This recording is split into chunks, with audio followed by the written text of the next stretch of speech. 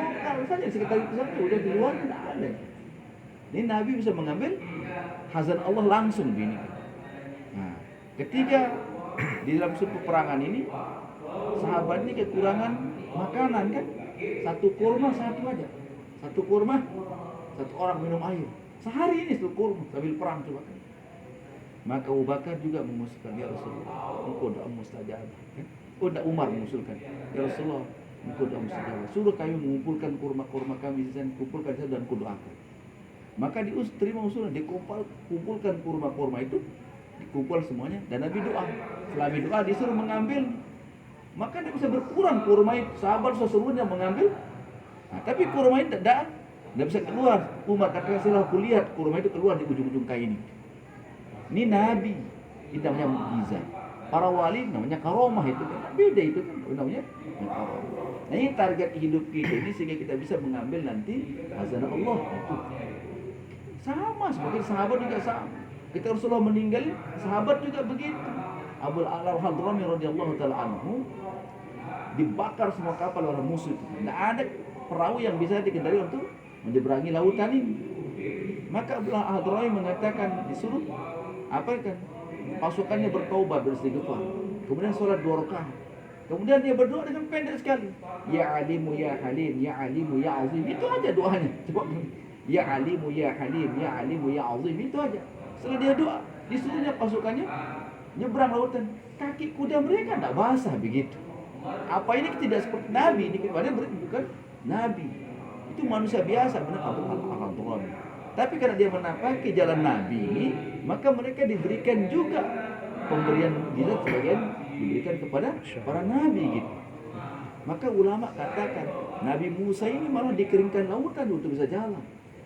Kan fadri dasokal far, pukul dengan tongkat lautan, pecah lautan ini kan, dikeringkan sama Allah, 12 jalan Musa. Sahabat nak dikeringkan, dia jalan di atas lautan ini. Bukan apa nih kan, bukan mengkecilkan Nabi Musa gitu kan. Tapi inilah bentuk pertolongan umat Muhammad kan. Dia jalan di lautan sahabat al-Hadrami ini, bukan dikeringkan lagi. Nah, kira-kira mana lebih anu itu? Nah, tapi itu bukan perbandingan. Inilah orang-orang yang bisa mengambil apa namanya, pertolongan dari hazanah Allah. Dari hazanah Allah. Perang juga sahabat itu tidak ada pernah banyak pasukan itu. Di zaman Umar terbesar pasukan itu adalah 35.000. Lawannya Romawi 200 sama 100, 500.000. Orang-orang dah semuanya. Kenapa itu pertolongan Allah gitu? Jadi di perang apa namanya? Di perang Mu'tah ada usaha Nabi dibunuh sama Raja Ghazan. Nabi marah besar. Perang besar. Maka dibentuknya pasukan terbesar zaman Nabi sebanyak 3.000 pasukan kan. Maka diangkat pertama amirnya Zaid bin Harithah. Kalau meninggal Zaid bin Harithah, ganti dengan Ja'far bin Abu Thalib. Kalau meninggal Ja'far, ganti dengan Abdullah bin Rawahah. Kalau meninggal Abdullah bin Rawahah, kalian bermusyawarah mengangkat amir. Maka tiga-tiganya meninggal Syahid ini kan. Maka siapa jadi amir? Disuruh Zaid bin Thabit. Ketika itu kata dia penulis Al-Quran kan orangnya. Saya tidak mampu jadi panglima. Tampil Khalid, ana laha. Sa'id. Memang Khalid seorang panglima perang dia kan. Dia panglima pasukan berkuda Quraisy Khalid. Lalu Khalid ini naik dari gunung, dipetakannya itu. Dipetakan lawannya ini 200.000 ini. 3.000 lawan 200.000. Dipetakannya medan perang itu dia naik ke gunung. Kemudian dia turun, diputarnya pasukan yang kanan ke kiri, yang kiri ke kanan, yang depan ke belakang, yang belakang ke depan gitu. Dengan begitu mengepul debu ini. Dan musuh dilihatnya pasukan baru-baru aja lawan itu orang putar. Maka dikiranya pasukan bantuan datang, maka dia mundur itu. Mundur tidak berani lagi. Yang meninggal di pasukan Islam cuma 8, 4 Ansor, 4 Muhajirin, terus panglima tadi. 4 Ansor, 4 Muhajirin. Pasukan musuh ribuan. Nah, sebelum terjadi perang besar itu, mereka berpendapat ini orang-orang Arab ini mereka kuat berperang karena orang gurun. Maka Raja Ghazan itu merekrut 60.000 orang-orang Arab yang beragama Nasrani. Orang gurun itu direkrutnya untuk dilatih untuk setangkas orang gurun kemudian dibiayai istri anaknya, dikasih gaji besar untuk menghadapi orang Islam yang 3.000. Khalid katakan, izin Miro, izin Miro, biarkan saya sendirian apa kan menghadapi dia.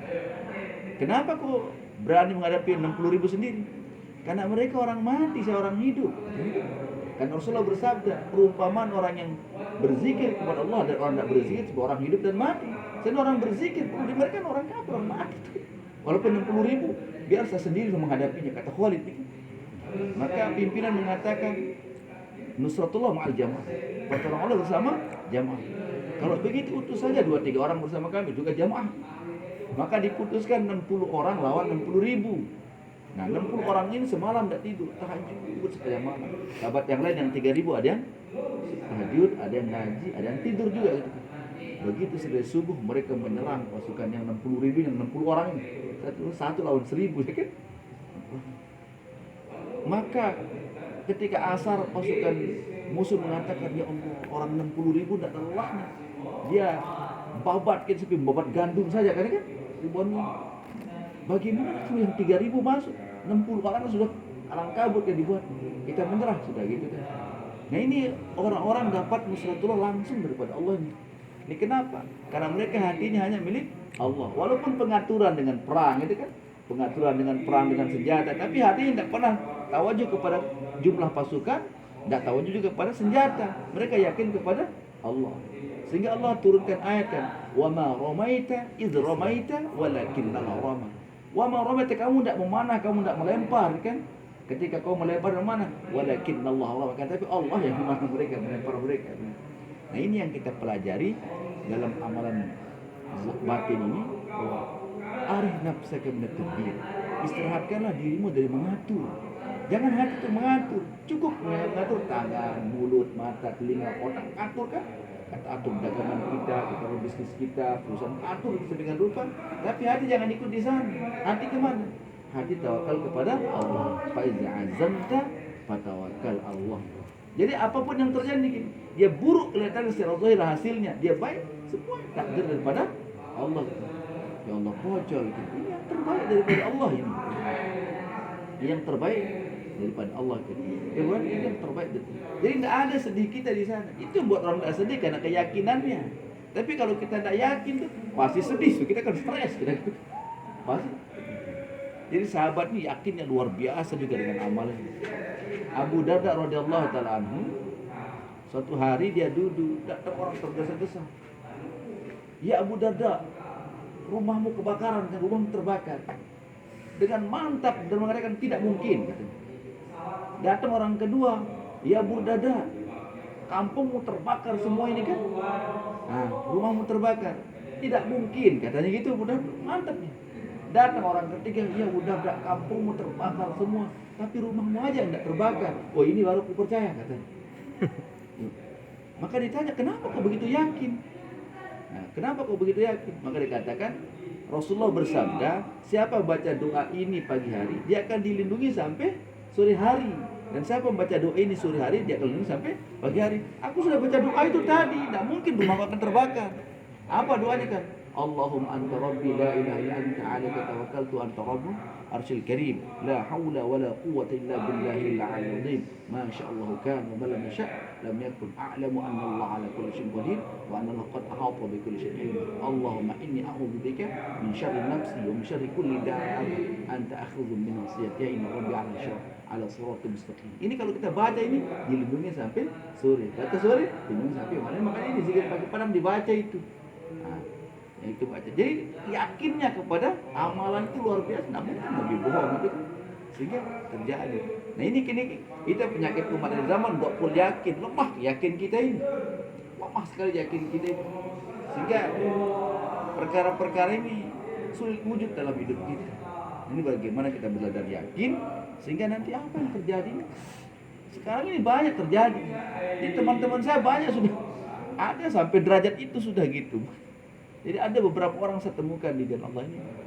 Ada seorang Maulana dari Papua gitu kan. Dia mau khuruj 40 hari. Uangnya cuma 150.000. Nggak cukup itu. Ongkos segala macam. Sini. diambil kantongnya, pakai kantong uang yang lipat-lipat yang dari kain, didoakan dia berangkat, ambil uang tapi jangan lihat gitu. Jangan, dia ambil terus sampai selesai 40 hari, tidak habis uang diambil. Dia apa nih kan? Dikantong uang sampai dia pulang. Hari ini dia ngambil uang terus dari kantong itu, nggak habis sampai dia pulang ini kan. Tapi dia penasaran, dibukanya kantong, dilihat 150.000 sisanya. Jadi sahabat juga begitu dulu. Sahabat ini dia kelaparan, tidak punya makanan. Kalau zaman dulu orang ini punya apa namanya? Punya apa sih namanya? Kalau orang punya gilingan gandum kan, kalau dulu kalau orang Sasak ini punya lisung gitu kan, rata-rata punya lisung dulu. Nah, orang Arab dia punya gilingan gandum untuk buat tepung gitu. Jadi setiap rumah punya, kita juga dulu kan zaman kita kecil setiap orang punya genang sama lisung itu kan, karena orang belum ada heller kan.